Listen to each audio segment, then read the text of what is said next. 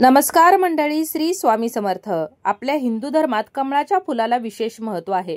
देवी देवतांना कमळाचं फूल अर्पण करणं शुभ मानलं जातं। कमळाच्या फुलाचे अनेक प्रकार आपल्याला पाहायला मिळतात, परंतु त्यापैकी सर्वात चमत्कारिक फूल म्हणजेच ब्रह्मकमळ। ब्रह्मकमळ वर्षातून एकदाच उमलतात आणि फक्त ते 4 ते 5 तास फ्रेश राहतात। असं म्हणतात की जो कोणी ब्रह्मकमळाचे फूल उमलताना पाहतो तर त्याचे सौभाग्य वाढते आणि ज्या घरात ब्रह्मकमळाचे फूल उमलते तर त्या घरात नेहमी माता लक्ष्मी वास करत असते। तर आपण आज या व्हिडिओमध्ये या ब्रह्मकमळाविषयी काही महत्त्वाची माहिती जाणून घेणार आहोत। तर व्हिडिओ शेवटपर्यंत पहा, जेणेकरून महत्त्वपूर्ण माहिती तुमच्यापर्यंत पोहोचेल। त्याचबरोबर चॅनलवर जे नवीन आहेत त्यांनी चॅनलला सबस्क्राइब करा, जेणेकरून आपले असेच येणारे नवनवीन माहितीमय आणि भक्तिमय व्हिडिओ तुमच्यापर्यंत पोहोचत राहतील।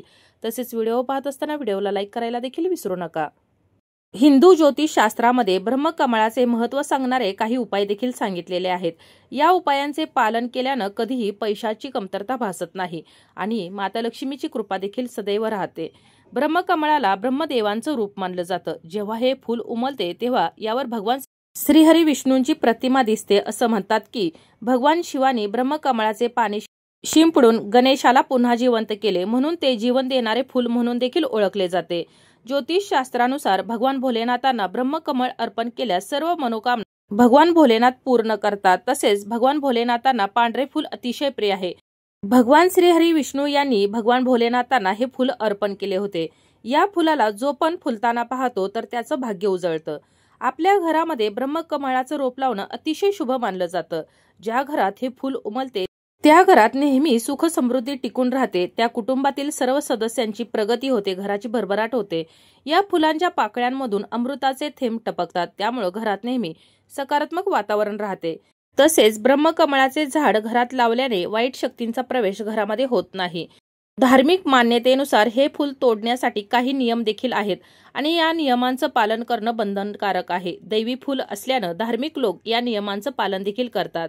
त्यांच्या प्रचंड धार्मिक महत्त्वामुळे सामान्य म्हणजेच इतर दिवशी हे फूल तोडण्यास सक्त मनाई केलेली आहे। नंदाष्टमी ही ब्रह्मकमळ तोडण्याची योग्य वेळ आहे, कारण माता नंदा देवीचे हे सर्वात आवडतं फूल आहे। या दिवशी वगळता हे ब्रह्मकमळ तोडण्यास मनाई आहे।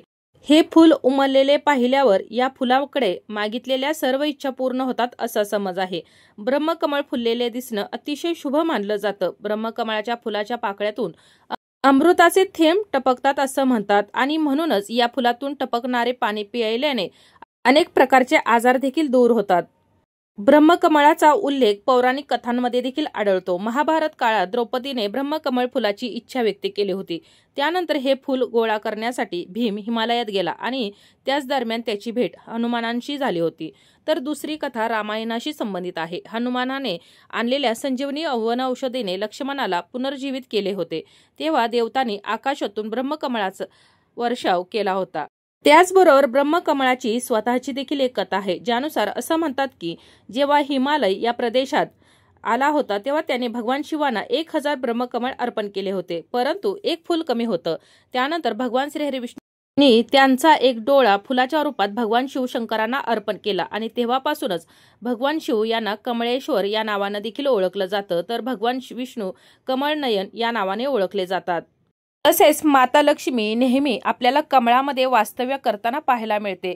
त्याचबरोबर भगवान श्रीहरी विष्णू आणि भगवान भोलेनाथांना देखील कमळ अत्यंत प्रिय आहे। कमळ हे ब्रह्मदेवांचं स्वरूप मानलं जातं आणि त्यामुळे आपल्या घरामध्ये किंवा आपल्या अंगणामध्ये ब्रह्मकमळ लावणं अत्यंत शुभ मानलं जातं। ब्रह्मकमळ आपल्या घरामध्ये लावल्यानं या सर्व देवी देवतांची कृपा आपल्या संपूर्ण कुटुंबावर राहते। आपल्या कुटुंबावर कधीही कोणताही विघ्न संकट बाधा येत नाही। आपल्या घराची मुलाबाळांची प्रगती भरभराट होते आणि माता लक्ष्मी, भगवान श्रीहरी विष्णू, भगवान भोलेनाथ, ब्रह्मदेवांच्या कृपेने आपल्या सर्व इच्छा मनोकामना पूर्ण होतात आणि म्हणूनच आपल्या घरामध्ये हे ब्रह्मकमळाचे रोप अवश्य लावावे। त्याचबरोबर ब्रह्मकमळाचे जर फूल आपल्या घरामध्ये आले असेल तर हे माता लक्ष्मीला अर्पण करायचं आहे किंवा आपल्या जवळपास भोलेनाथांचं मंदिर असेल तर त्या ठिकाणी जाऊन भोलेनाथांना अर्पण करायचं आहे। पण मी अगोदर सांगितल्याप्रमाणे हे फूल तोडण्याचे देखील काही नियम आहेत आणि त्या नियमानुसारच आपल्याला हे फूल तोडायचं आहे। तर अशा प्रकारे आपली आजची ही माहिती, आजचा हा व्हिडिओ तुम्हाला कसा वाटला कमेंट करून जरूर कळवा। माहिती आवडली असेल तर व्हिडिओला लाईक करा, चॅनलला सबस्क्राइब करा आणि हा व्हिडिओ जास्तीत जास्त शेअर करा। धन्यवाद।